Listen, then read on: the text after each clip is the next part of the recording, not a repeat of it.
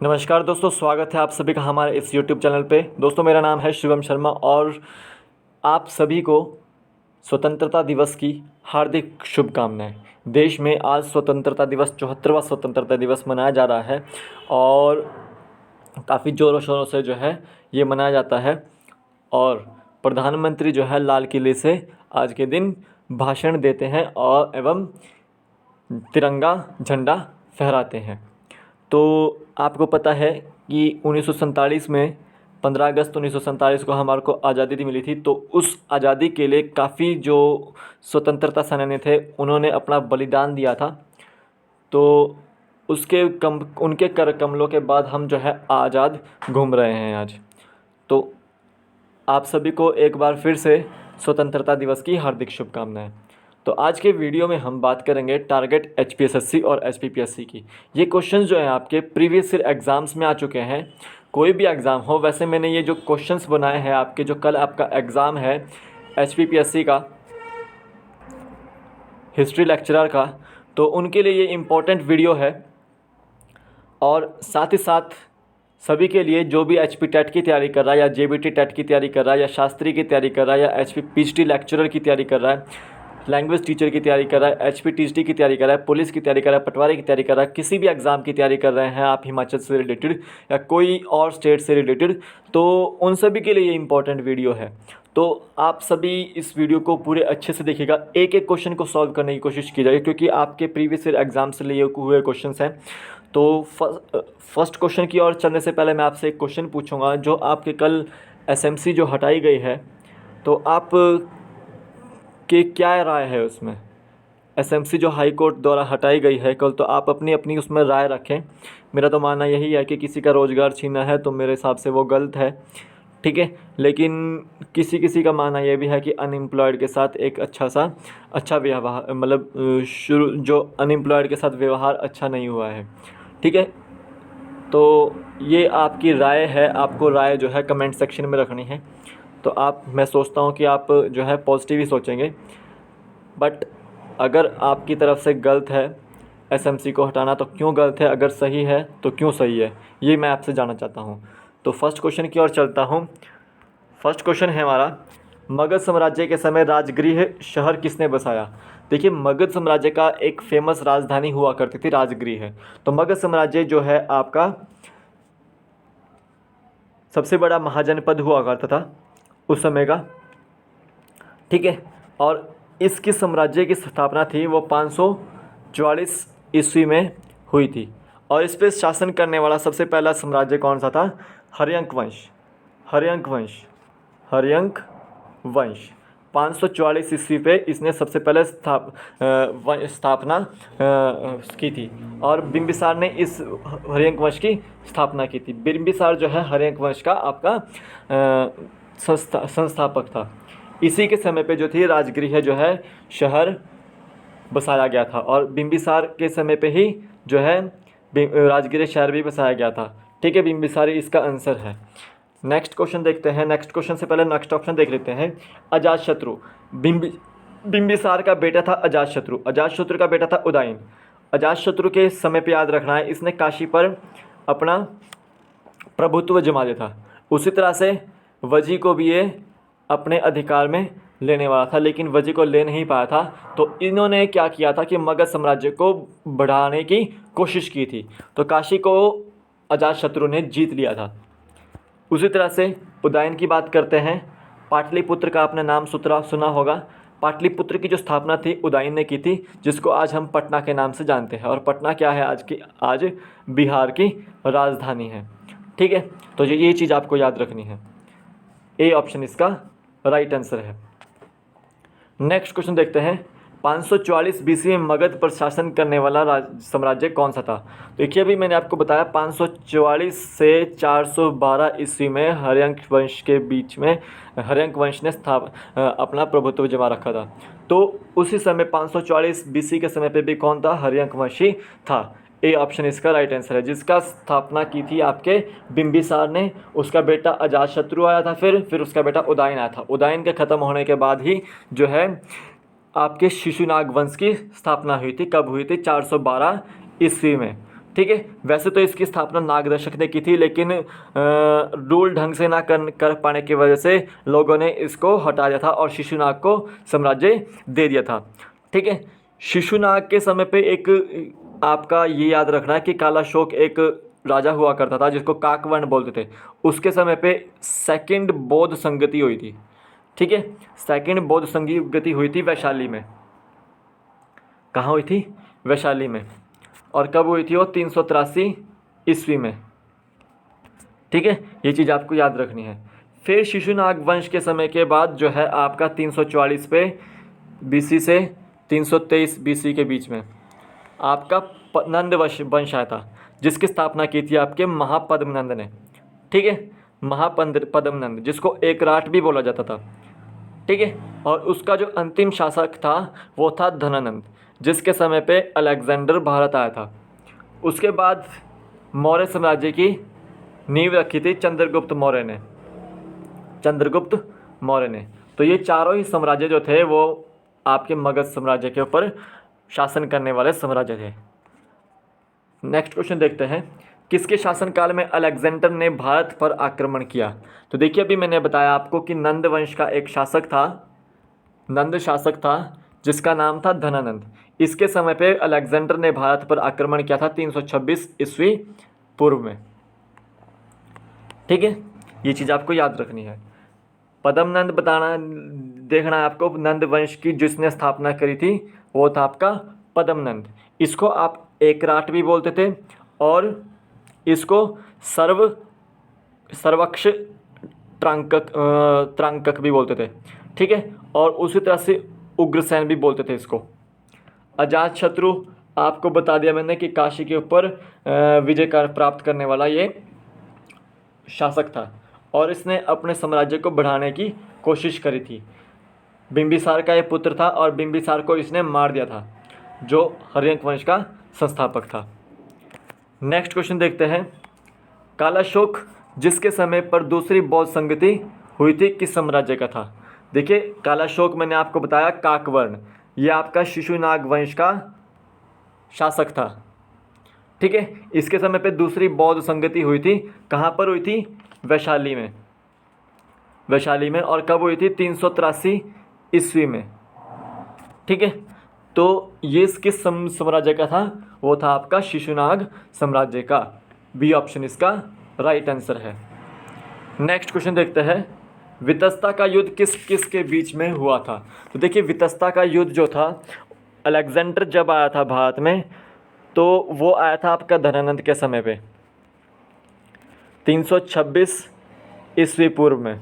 तो 326 ईस्वी पूर्व में उसने एक आदमी के साथ युद्ध लड़ा था जिसने उसको रोका था। तो वो कौन था? आपका पोरस उस समय तक्षशिला और पंजाब क्षेत्र का जो है राजा था। तो उसने उसको अलेक्जेंडर को भारत में आने से रोका था। तो ए ऑप्शन इसका राइट आंसर है। और अभिसार जो था उसने अलेक्जेंडर के आगे जो है घुटने टेक दिए थे। ठीक है। तो वितस्ता जो है आपकी झेलम नदी को बोलते हैं, झेलम नदी को, इसका नाम है वितस्ता। और इस वितस्ता के युद्ध को यूनानी जो है आपके हाइडेस्पिस के युद्ध के नाम से जानते हैं। ठीक है। 326 ईस्वी पूर्व में ये हुआ था और अलेक्जेंडर और पोरस के बीच में हुआ था। 323 ईस्वी पूर्व में जब अलेक्जेंडर वापस जा रहा था तो उसकी मृत्यु जो थी वो 33 वर्ष की उम्र में बेबीलोन में हो गई थी। बेबीलोन में। ठीक है, बेबीलोन में हो गई थी। और आपको बताना है कि क्या उसकी मृत्यु जॉन्डिस की वजह से हुई थी? ठीक है, क्या उसकी मृत्यु जॉन्डिस की वजह से हुई थी? आपको कमेंट सेक्शन में बताना है।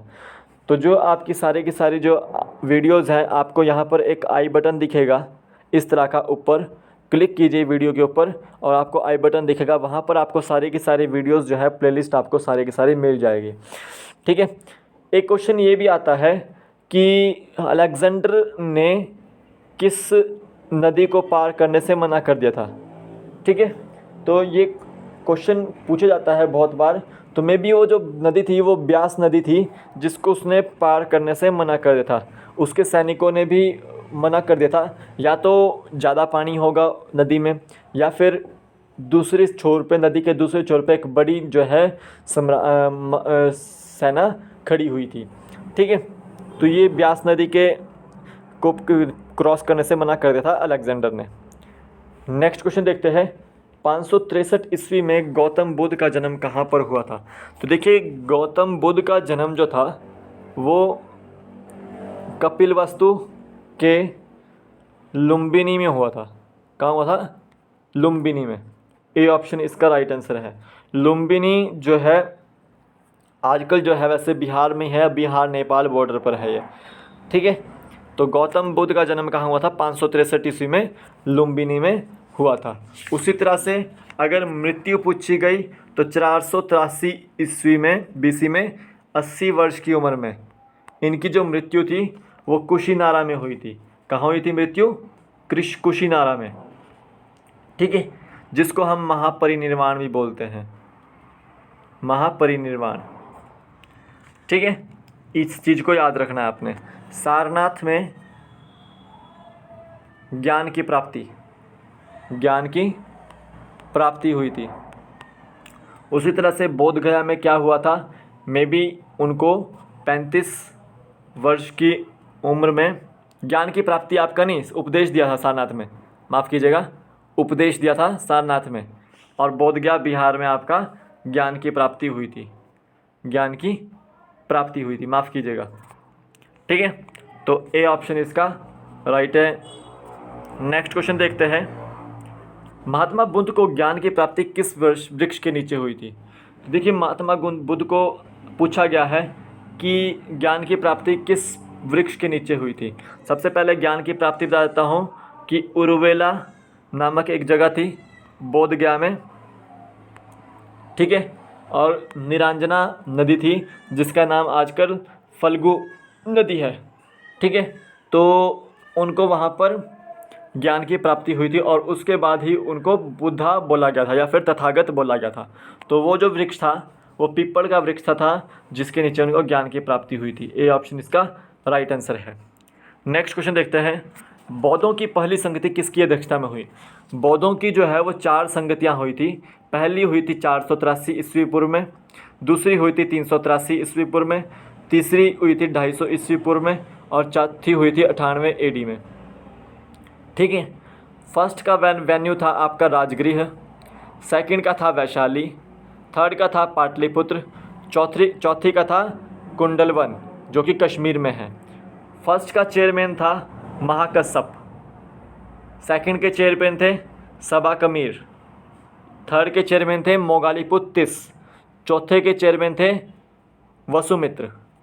जो फर्स्ट बौद्ध संगति हुई थी वो किसके समय पे हुई थी? अजातशत्रु के समय पे, जो कि हर्यंक साम्राज्य का शासक था। सेकंड संगति हुई थी आपकी कालाशोक के समय पे, जो कि शिशुनाग वंश का शासक था। थर्ड संगति हुई थी अशोक के समय पे, जो कि मौर्य साम्राज्य का शासक था। फोर्थ संगति हुई थी कनिष्क के समय पे, जो कुषाण वंश का संस्थापक था। तो फर्स्ट जो बौद्ध संगति हुई थी वो किसकी अध्यक्षता में हुई थी? महाकश्यप की अध्यक्षता में। बी ऑप्शन इसका राइट आंसर है। नेक्स्ट क्वेश्चन देखते हैं, इनमें से कौन सी पुस्तक पाली भाषा में लिखित है? इनमें से कौन सी पुस्तक जो है पाली भाषा में लिखित है? तो देखिए, त्रिपिटक, मिलिंद पाणहो, महावंशु। ठीक है, महावंशु। तो ये आपके त्रिपिटक आपको याद रखने हैं। त्रिपिटक आपके सुत्तपिटक, विनय पिटक, अभिधम पिटक। ठीक है, ये त्रिपिटक है। तो ये जो तीनों ही भाषा थी, तीनों ही बुक्स थी वो पाली भाषा में लिखी गई थी। ये बौद्धों की भाषा है। बौद्धों की भाषा अगर पूछी गई तो आपके पाली भाषा ही लिखनी है। तो डी ऑप्शन इसका राइट आंसर है। मिलिंद पाणहो आपके नागसेन ने लिखी थी, नागसेन ने, जिसमें यवन शासक मेनांडर का वर्णन किया गया है। और जो महावंशु है और दीपवंशु, ये श्रीलंका की क्रॉनिकल्स है कुछ।